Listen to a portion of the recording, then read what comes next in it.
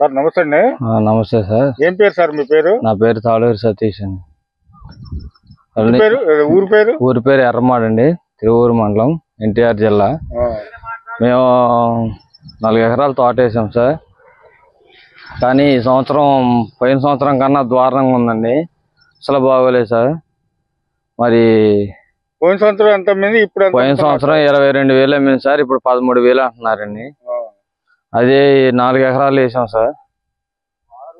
చాలా ఇదిగా ఉందండి రేటు. మేము చాలా అప్పుల పాలు అయిపోయాం. పోయిన సంవత్సరం లాగా లేదండి, పోయిన సంవత్సరమే బాగుంది, ఈ సంవత్సరం అస్సలు బాగోలేదు.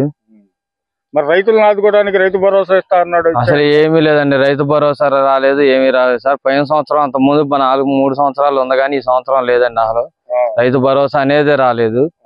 లేదు సార్. బాగా పిల్లలకి అమ్మఒడి, తల్లికి అసలు ఏమీ లేదండి. తల్లికి వందనం లేదు, అమ్మఒడి లేదు, ఏమీ లేదు. అసలు ఇంతవరకు అయితే ఏమీ రాలేదండి.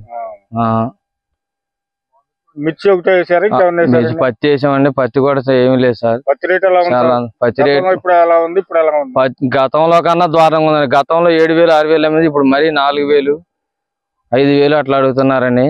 అసలు ఏమీ లేదు సార్. ప్రభుత్వానికి మీ తరపున ఏమైనా చెప్తారా?